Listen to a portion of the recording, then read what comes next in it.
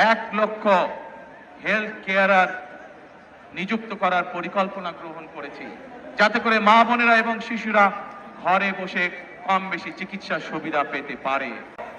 ভাই বোনেরা, আজ এই নির্বাচনী জনসভায় দাঁড়িয়ে একটি রাজনৈতিক দল হিসাবে আমরা আমাদের প্রতিদ্বন্দ্বী দল যারাই হোক না কেন, আমরা তাদের সম্পর্কে আপনাদেরকে হয়তো অনেক কথা বলতে পারি, তাদের হয়তো অনেক দোষ ত্রুটি তুলে ধরতে পারি, কিন্তু তাতে কি জনগণের কোনো উপকার হবে?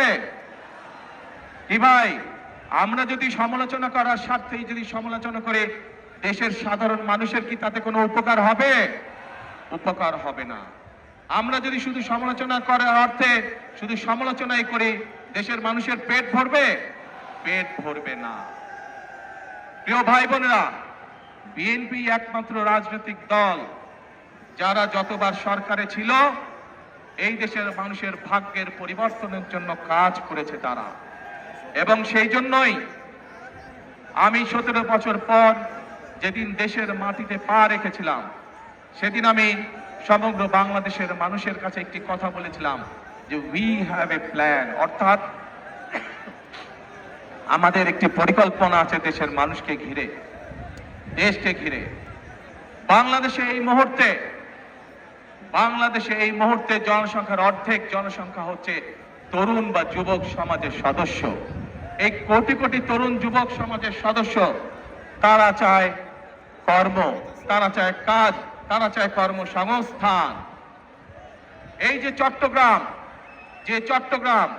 বাংলাদেশের ব্যবসা বাণিজ্যের প্রাণকেন্দ্র, সেই চট্টগ্রামের মানুষ সহ সারা বাংলাদেশের মানুষ চায় একটি নিরাপদ পরিবেশ, যেই নিরাপদ পরিবেশে তারা ব্যবসা বাণিজ্য করতে পারবে, বাণিজ্যিক সুবিধা তারা চায়।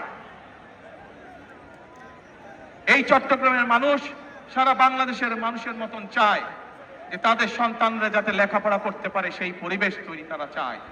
এবং সেই জন্যই আমরা বলেছি আপনাদের রায় 12 তারিখে ইনশাআল্লাহ আমরা সরকার গঠনে সক্ষম হলে আমরা আমাদের প্রাইমারি শিক্ষা ব্যবস্থা সহ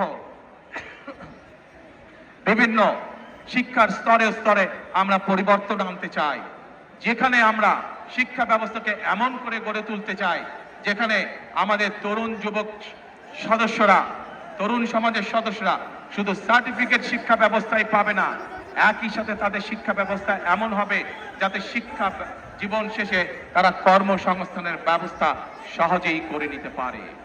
এবং সেজন্যই আমরা বলেছি যে আমরা হয়তো আপনাদেরকে বলতে পারি অমুক জায়গায় এত বেডের হসপিটাল করব, তমুক জায়গায় এত বেডের হসপিটাল করব, কিন্তু আমরা তা বলতে চাই না আপনাদেরকে।